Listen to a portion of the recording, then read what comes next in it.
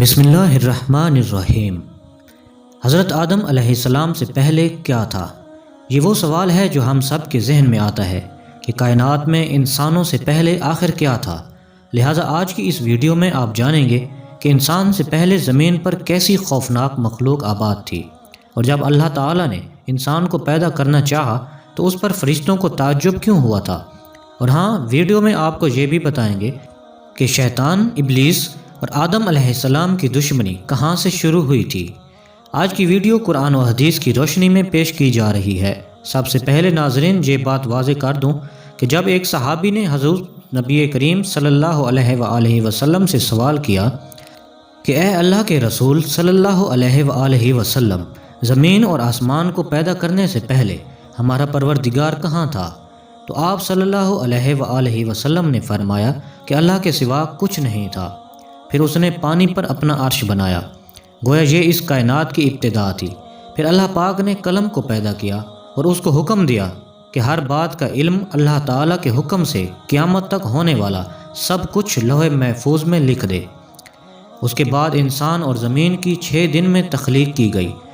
جب ناظرین، یمن سے آئے ہوئے ایک وفد نے حضور صلی اللہ علیہ وآلہ وسلم سے کہا کہ ہم آپ صلی اللہ علیہ وآلہ وسلم سے دین کی سمجھ اور قلم کی ابتدا جاننے کے لیے آئے ہیں، تو آپ صلی اللہ علیہ وآلہ وسلم نے فرمایا، جس کا مفہوم یہ ہے کہ سب سے پہلے صرف اللہ پاک کا عرش پانی پر تھا، پھر اس نے قلم پیدا کیا، اس قلم نے لوح محفوظ پر قیامت تک ہونے والے تمام واقعات لکھ دیے، پھر آسمان اور زمین کو پیدا کیا گیا۔ قابل احترام بھائیوں اور بہنوں، اس کی جو ترتیب ہمیں روایات سے پتہ چلتی ہے وہ کچھ یوں ہے کہ اللہ تعالیٰ نے ہفتے کے دن مٹی یعنی زمین کو پیدا کیا۔ جب اللہ کریم نے زمین بنائی تو وہ کانپنے لگی۔ پھر اللہ کریم نے اتوار کو اس میں پہاڑ بنائے زمین کو سہارا دینے کے لیے، ایسے جیسے اس میں کیل ٹھونکتے ہیں۔ اس سے زمین ساکن ہو گئی۔ پھر پیر کے دن اس میں درخت لگائے، منگل کے دن تکالیف، مصیبتیں، جراثیم اور بیماریاں بنائی، جبکہ بدھ کے دن نور کو پیدا فرمایا۔ جمعرات کو زمین میں چوپائے بنائے اور انہیں زمین پر پھیلا دیا، اور پھر جمعہ کے دن کی آخری گھڑیوں میں حضرت آدم علیہ السلام کو پیدا فرمایا۔ اللہ تعالیٰ نے انسان کی پیدائش سے پہلے اس کی آسائشوں کے لیے زمین اور اس پر ضرورت کی تمام اشیاء پیدا فرما دی تھیں، یعنی مخلوق کی ابتدا میں آخری نمبر پر انسان کو پیدا کیا گیا، اور نسل انسانی میں سب سے پہلے تخلیق حضرت آدم علیہ السلام کی تھی۔ وہ تمام انسانوں کے باپ ہیں۔ انسانوں کی پیدائش سے پہلے فرشتوں اور جنوں کی تخلیق بھی ہو چکی تھی۔ اور ناظرین، فرشتوں کا اصل ٹھکانہ آسمان ہے، اور فرشتے زمین والوں کے لیے استغفار کرتے ہیں۔ فرشتوں کو نور سے پیدا کیا گیا، جبکہ جنوں کی پیدائش آگ سے کی گئی۔ انسانوں کی تخلیق مٹی سے ہوئی، جبکہ شیطان جو تھا وہ بھی فرشتوں میں سے نہیں تھا بلکہ جنوں میں سے تھا، اور اس کی تخلیق بھی آگ سے کی گئی۔ کچھ روایات سے پتہ چلتا ہے کہ حضرت آدم علیہ السلام سے 2000 سال پہلے جنات پیدا کیے گئے، اور جب وہ فتنہ و فساد میں حد سے آگے بڑھ گئے تو اللہ تعالیٰ نے ان کی طرف فرشتوں کا ایک لشکر بھیجا۔ ان میں خوب بحث و تکرار ہوئی، اور فرشتوں نے جنوں کو تہس نہس کر دیا، اور جن سمندروں کے جزیروں میں پناہ لینے پر مجبور ہو گئے، اور آج تک ان کے رہنے کی جگہ یہی جزیرے ہیں، کیونکہ شیطان جنات کا سردار ہے۔ شیطان کا ایک تخت ہے، اور وہ تخت پانی پر ہے۔ ابلیس کا اصل نام عزازیل تھا، اور اس کی نافرمانی کے بعد اسے ابلیس کا نام دیا گیا۔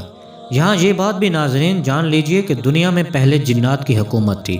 یہاں خون ریزی تھی، دنگا فساد تھا، نافرمانی اور کفر و شرک کا غلبہ تھا۔ نیکی بہت کم تھی، بدی بہت زیادہ تھی۔ خالق کائنات نے جنات سے دنیا کی حکومت لے کر ایک دوسری مخلوق کو دینا چاہی، تاکہ جنات کا غرور خاک میں ملے۔ آسمان دنیا کی گہما گہمی کسی بڑی خبر کی نوید سنا رہی تھی۔ جوں جوں وقت گزرتا جا رہا تھا، تسبیح و تحلیل میں مصروف فرشتوں کے تجسس اور بے چینی میں اضافہ ہوتا جا رہا تھا۔ نظریں بیت المعمور پر تھیں اور کان اللہ کی پکار کے منتظر۔ بالآخر انتظار کی گھڑیاں ختم ہوئیں اور رب ذوالجلال کا حکم فضا میں بلند ہوا، میں زمین پر اپنا نائب بنانے والا ہوں۔ اللہ تعالیٰ نے فرشتوں کو اطلاع دی کہ میں زمین پر اپنا خلیفہ بنانا چاہتا ہوں، جو اختیار و ارادے کا مالک ہوگا، اور میری زمین پر جس قسم کا تصرف کرنا چاہے گا کر سکے گا، اور اپنی ضروریات کے لیے اپنی مرضی کے مطابق کام لے سکے گا۔ گویا وہ میری قدرت اور میرے تصرف کا اختیار کا مظہر ہوگا۔ فرشتوں نے جب یہ سنا تو حیرت میں رہ گئے اور اللہ کے حضور بطور سوال عرض کیا، اے خدائے بے نیاز، کہ آپ ایسے کو پیدا کرنا چاہتے ہیں جو زمین کو فساد اور خون ریزی سے بھر دے گا؟ یعنی فرشتوں نے اس نئی مخلوق کو جنات پر قیاس کیا اور وہ یہ سمجھے کہ نئی مخلوق بھی جنات کی طرح بے حد سرکش اور نافرمان ہوگی۔ وہ بولے کہ ہم جماعت ملائکہ آپ کی تسبیح و تحلیل کے لیے کافی ہیں۔ اللہ تعالیٰ نے جواب دیا، آدم کی پیدائش کرنے میں جو حکمتیں ہیں تم ان سے واقف نہیں، بلکہ ہم ہی خوب جانتے ہیں۔ اللہ تعالیٰ نے آدم علیہ السلام کو پیدا کرنا چاہا تو حضرت جبرائیل علیہ السلام کو حکم دیا کہ فرش سے مٹی لے کر آؤ۔ حضرت ابو موسیٰ اشعری رضی اللہ تعالی عنہ سے روایت ہے کہ نبی کریم صلی اللہ علیہ وآلہ وسلم نے ارشاد فرمایا، اللہ تعالیٰ نے حضرت آدم علیہ السلام کو ایک مٹی خاک سے پیدا فرمایا۔ یہ مٹی تمام روئے زمین سے حاصل کی گئی تھی۔ یہی وجہ ہے کہ حضرت آدم علیہ السلام کی نسل میں مختلف رنگ و زبان کے لوگ پائے جاتے ہیں۔ اللہ تعالیٰ نے حضرت آدم علیہ السلام کو 4 عظیم شرف اور مرتبے عطا فرمائے۔ نمبر 1، اپنے ہاتھ سے پیدا فرمایا۔ نمبر 2، روح پھونکی۔ نمبر 3، فرشتوں کو سجدہ کرنے کا حکم فرمایا۔ نمبر 4، اشیاء کے ناموں کے علم سے سرفراز فرمایا۔ تو فرشتوں اور ابلیس سے کہا، میں کنکناتے ہوئے سیاہ اور سڑے ہوئے گارے سے ایک انسان بنانے والا ہوں۔ جب میں اسے ٹھیک طرح سے بنا کر مناسب شکل دے دوں اور اس میں اپنی روح پھونک دوں تو تم سب اس کے آگے سجدے میں گر پڑنا۔ اللہ نے پوری زمین سے ایک مٹھی مٹی لی۔ یہی وجہ ہے کہ آدم علیہ السلام کی اولاد میں کوئی گورا ہے، کوئی کالا ہے، کوئی سانولا ہے، کوئی نرم، کوئی سخت، کوئی ناپاک اور کوئی پاک ہے۔ پھر اللہ تعالیٰ نے اس مٹی سے گارا تیار کیا۔ جب گارا سیاہ اور بدبودار ہو گیا اور اس سے کن کن کی آوازیں آنے لگیں تو اللہ تعالیٰ نے اپنے دونوں ہاتھوں سے آدم علیہ السلام کا پتلا بنایا۔ پھر اللہ تعالیٰ نے پتلے کو کچھ عرصہ کے لیے ویسے ہی چھوڑ دیا۔ جب ابلیس نے اسے دیکھا تو اس کے گرد چکر لگانے لگا اور اس کو بغور دیکھتا رہا۔ اس نے دیکھا کہ پتلا اندر سے خالی ہے تو وہ سمجھ گیا کہ آدم اپنے اوپر قابو نہ رکھ سکیں گے۔ پھر اللہ تعالیٰ نے جمعہ کے دن عصر کے بعد اس پتلے کو زندہ انسان بن جانے کا حکم دیا۔ حکم سنتے ہی وہ پتلا زندہ انسان بن گیا۔ آدم علیہ السلام کا خمیر مٹی سے گوندا گیا اور ایسی مٹی سے گوندا گیا جو نت نئے تبدیلی قبول کرنے والی تھی۔ جب یہ مٹی پختہ ٹھیکری کی طرح آواز دینے اور کھنکھنانے لگی تو اللہ تعالیٰ نے اس جست خاکی میں روح پھونکی۔ ابھی روح ناک کے نتنوں سے داخل ہو کر دماغ تک پہنچی ہی تھی کہ آدم علیہ السلام کو چھینک آئی۔ اسی وقت آدم علیہ السلام کو اللہ پاک کی طرف سے الہام ہوا کہ اس چھینک کے جواب میں الحمدللہ کہو۔ آدم علیہ السلام نے چھینک لیتے ہی الحمدللہ کہا، جس کے جواب میں عرش معلی سے یا رحمک اللہ یعنی اللہ تجھ پر رحم کرے جواب آیا۔ پھر اللہ تعالیٰ نے ان سے فرمایا، جاؤ ان فرشتوں کو سلام کرو اور سنو وہ کیا کہتے ہیں۔ جو کچھ وہ کہے وہی تمہارا اور تمہاری ذریت کا سلام ہوگا۔ آدم علیہ السلام ان کے پاس گئے اور ان سے کہا، السلام علیکم۔ فرشتوں نے جواب دیا، وعلیکم السلام ورحمۃ اللہ وبرکاتہ۔ رفتہ رفتہ روح آدم حضرت آدم علیہ السلام کے تمام جسد خاکی میں سرایت کر گئی۔ یوں وہ مٹی کا پتلا یک بیک گوشت پوست ہڈی پٹھے کا زندہ انسان بن گیا اور ارادہ، شعور، حس، عقل اور جذبات و کیفیات کا حامل نظر آنے لگا۔ پھر اللہ تعالیٰ نے آدم کو سارے نام سکھا دیے۔ پھر اللہ پاک نے فرمایا، اے ملائکہ ان چیزوں کے نام بتاؤ۔ فرشتوں کو بھی خبر تک نہ تھی کہ ان چیزوں کے کیا نام ہیں۔ کائنات کی تمام اشیاء فرشتوں کے سامنے پیش ہیں اور ان کے نام ان معصوموں سے دریافت ہو رہے ہیں، کیونکہ یہ صرف آدم علیہ السلام کا اعزاز بڑھانے کے لیے۔ لہٰذا اس عظیم سوال پر سارے فرشتے عاجز ہوئے اور سب نے انکساری سے عرض کیا، اے اللہ پاک، اے پروردگار، تیری ذات خوب واقف ہے کہ ہم ان چیزوں کے نام نہیں جانتے۔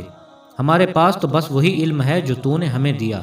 گویا کہ تھا تو یہ بھی حکم الہی کے سامنے، اور اس وقت حضرت آدم علیہ السلام اور الہی تجلی گاہ کے طور پر جلوہ گر تھے۔ ان کے سامنے کیے جانے والا سجدہ بھی در حقیقت روح ہی کو سجدہ تھا، کیونکہ اس کا حکم جو تھا، مگر اب یہ سجدہ آدم علیہ السلام کو تھا۔ یہ ایک ایسا سجدہ تھا جس نے کروڑوں کے سجدے مقبول بنا دیے اور ابلیس کے کروڑوں سجدے مردود کرا دیے۔ لہٰذا حکم خداوندی ملتے ہی تمام فرشتے سجدے میں گر گئے، مگر ابلیس نے سجدہ کرنے سے انکار کر دیا۔ یہاں یہ بات قابل ذکر ہے کہ انسانوں میں بھی نافرمانی اور ظلم کا مادہ ہے، لیکن یاد رہے کہ وہ جنات کے مقابلے میں کم ہے۔ یوں سمجھنا چاہیے کہ انسان ایک ایسی مخلوق ہے جو فرشتوں اور جنات کے بیچ کی معتدل مخلوق ہے۔ حضرت آدم علیہ السلام کی تخلیق اور فرشتوں کے کلام کے بارے میں قرآن کریم میں ارشاد ہے کہ اس وقت کا تصور کرو جب آپ کے رب نے فرشتوں سے کہا میں زمین میں ایک خلیفہ بنانے والا ہوں، تو وہ کہنے لگے کیا تو اس میں ایسے شخص کو خلیفہ بنائے گا جو اس میں فساد مچائے گا اور ایک دوسرے کا خون بہائے گا، جبکہ ہم تیری حمد و ثنا کے ساتھ تسبیح و تدبیر بھی کر رہے ہیں۔ اللہ تعالیٰ نے انہیں جواب دیا کہ جو کچھ میں جانتا ہوں وہ تم نہیں جانتے۔ اس کے بعد اللہ تعالیٰ نے آدم علیہ السلام کو تمام اشیاء کے اسماء، نام و صفات خاص سمجھا دیے اور سکھا دیے۔ پھر ان اشیاء کو فرشتوں کے روبرو پیش کر کے ان سے کہا کہ اگر تم اپنی بات میں سچے ہو تو مجھے ان اشیاء کے نام بتا دو۔ فرشتے کہنے لگے نقص سے پاک تو تیری ہی ذات ہے، ہم تو اتنا ہی جانتے ہیں جتنا تو نے ہمیں سکھایا ہے، اور ہر چیز کو جاننے والا اور اس کی حکمت سمجھنے والا تو ہی ہے۔ اللہ تعالیٰ نے آدم علیہ السلام سے فرمایا اے آدم ان فرشتوں کو ان چیزوں کے نام بتا دو۔ تو جب آدم علیہ السلام نے فرشتوں کو ان چیزوں کے نام بتا دیے تو اللہ تعالیٰ نے فرشتوں سے کہا کیا میں نے تمہیں یہ نہیں کہا تھا کہ نہیں، آسمانوں اور زمین کی پوشیدہ باتیں میں ہی جانتا ہوں، اور ان باتوں کو بھی جانتا ہوں جو تم ظاہر کرتے ہو اور ان کو بھی جو تم چھپاتے ہو۔ اور وہ وقت بھی یاد کرو جب ہم نے فرشتوں سے کہا کہ آدم کو سجدہ کرو تو سوائے ابلیس کے سب فرشتوں نے اسے سجدہ کیا۔ ابلیس نے اس حکم الہی کو تسلیم نہ کیا اور گھمنڈ میں آ گیا اور کافروں میں شامل ہو گیا۔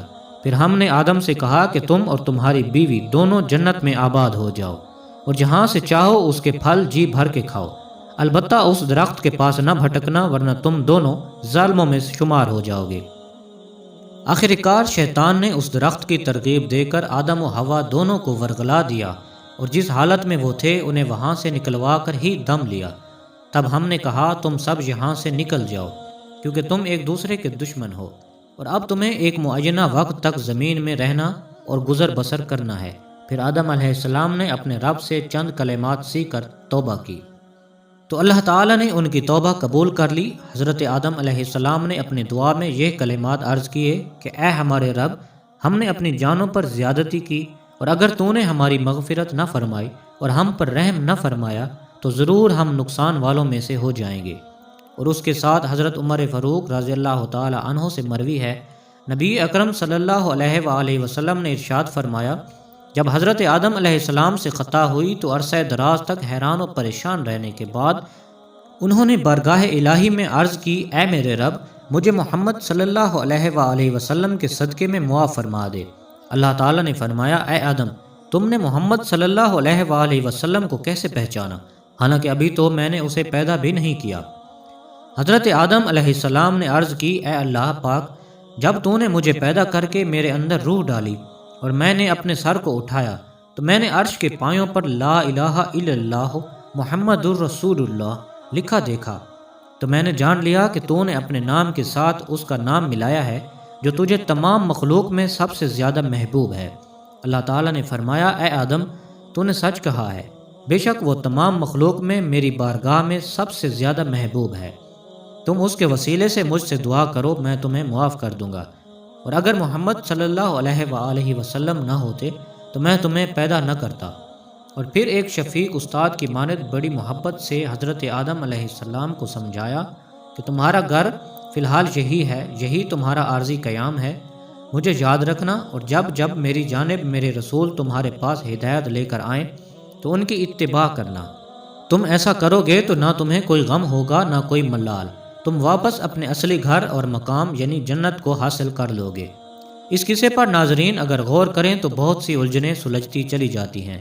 یہ حضرت انسان تو اس بات پر قادر ہے کہ اللہ تعالیٰ کی زمین پر کشت و خون کا بازار گرم کر دے، بھوک اور بیماری کے سودے کرے، حیوانیت پر آئے تو اس حد تک کہ اپنی بیٹی کو بازار میں بیچ آئے۔ اس انسان سے دنیا میں خلافت کا کام کس طرح لیا جائے گا، اپنے ارد گرد نظر ڈالیں تو فرشتوں کی جھجک بلا وجہ معلوم نہیں ہوتی۔ پھر اللہ کی حکمت دو چیزوں سے عیاں ہوتی ہے، پہلے حکمت اس سجدے میں پوشیدہ ہے جو فرشتوں سے کروایا گیا۔ ایک طرف تو اس خاکی پتلے کے اندر چھپی نورانی روح کے تقدس کی نشاندہی کی جاتی ہے، تو دوسرا یہ بتایا جاتا ہے کہ جہاں اس کے اندر شرک کی پیروی کرنے اور فساد کی قوت ہے، وہیں اس انسان میں لامتناہی محبت رحمت اور اثار کا جذبہ بھی موجود ہے۔ فرشتے اور ان سے جڑی ہدایت کی قوتیں اور اسی طرح ابلیس سے جڑی شیطانی اعمال کی قوتیں دونوں انسان کے تابع کر دی گئی ہیں، اور اسے یہ بتا دیا گیا ہے کہ یہ دو راز تھے اور تم بیچ میں کھڑے ہو، اب ان دونوں میں سے جو راستہ چاہو اپنا لو، تمہارے اعمال تمہارا فیصلہ کریں گے۔ ابلیس کے راستے پر چلے تو ملعون ہو جاؤ گے، اور میرے راستے پر چلے تو پھر اس سجدے کا حق ادا کر کے اشرف المخلوقات بن جاؤ گے۔ اور پھر اس بنی نوع انسان کو نام دینے کی طاقت دی گئی، یعنی علم عطا ہوا، وہ بھی ایک ایسا علم جو انسان کو باقی تمام مخلوقات سے ممتاز کرتا ہے، جس کے ذریعے انسان اپنی تحقیق و تعلیم اور تجربہ نسل در نسل آگے بڑھاتا ہے۔ اسی طرح یہ بھی واضح ہے کہ اللہ رب العزت کو معلوم تھا کہ ہمارے جد امجد اس درخت کا پھل ضرور کھائیں گے، چونکہ بارگاہ رب میں یہ اعلان تو پہلے ہی ہو چکا تھا، میں زمین میں اپنا نائب بنانے جا رہا ہوں۔ یہ تھوڑی کہا گیا تھا کہ میں جنت میں اپنا نائب بنا رہا ہوں۔ اب سوال یہ اٹھتا ہے کہ پھر درخت سے کیوں روکا اور صرف ایک پھل کھانے سے جنت سے کیوں نکال دیا؟ یہ دراصل انسان کی تخلیق اور تکمیل کا آخری مرحلہ تھا۔ یہ وہ پہلا از خود فیصلہ تھا جو انسان نے کیا۔ اس بات کی نشاندہی تھی کہ اب یہ خاکی مخلوق تیار ہے کہ اپنے امتحان گاہ میں بھیج دی جائے، اور ایک مقررہ وقت تک اپنے علم اسماء کو استعمال کرتے ہوئے اپنا ذہنی علم اور عمرانی ارتقاء کرے، اور ساتھ ساتھ علم وحی کی متلاشی رہے، اور جب بھی رسول صلی اللہ علیہ وآلہ وسلم بارگاہ ربانی سے ہدایت لے کر آئے، یہ انسان ان کی تصدیق کر کے اپنے لیے نجات کی راہ ہموار کرے۔ یوں انسان کو علم کا حق ہتھیار دے کر بھیجا، اور ساتھ ساتھ اس کی نجات سے جڑی تین باتیں اس کے اندر سختی سے بٹھا دیں۔ اول یہ کہ جنت میں وقت گزارنے کا موقع دے کر اس کے دل میں لاشعوری طور پر اس کی محبت بھر دی گئی، اور یہ بتا دیا گیا کہ یہی تمہارا اصل مقام ہے، اور پھر یہ جو نکالے جانے کے باعث تم اسفل سافلین ہو گئے ہو، تو وہ اپنے اعمال اور اٹھان سے اپنی کھوئی ہوئی ساخت دوبارہ بحال کرو اور اپنا اصل مقام دوبارہ تلاش کرو، یہی تمہارا امتحان ہے۔ پھر شیطان کی وجہ سے اس مقام کا چھننا اس کے اندر اس بات کو بٹھایا گیا کہ شیطان میرا کھلا دشمن ہے، جس کی چال سے مجھے ہر دم ہوشیار رہنا پڑے گا، اور آخر میں یہ بھی سکھایا گیا ہے کہ یہ سفر یقیناً بہت لمبا مشکل ہوگا، تکلیف بھی ملے گی، مشکلات بھی آئیں گی، کمزوری کے باعث گناہ بھی سرزد ہوں گے۔ ایسے میں کیا کرنا ہے؟ ایسے میں سارا غرور و تکبر ایک طرف رکھ کر سچے دل سے اللہ تعالیٰ سے معافی مانگنی ہے اور رجوع کرنا ہے۔ اللہ ہم سب کو ان نصیحتوں پر عمل کرنے کی توفیق عطا فرمائے، آمین یا رب العالمین۔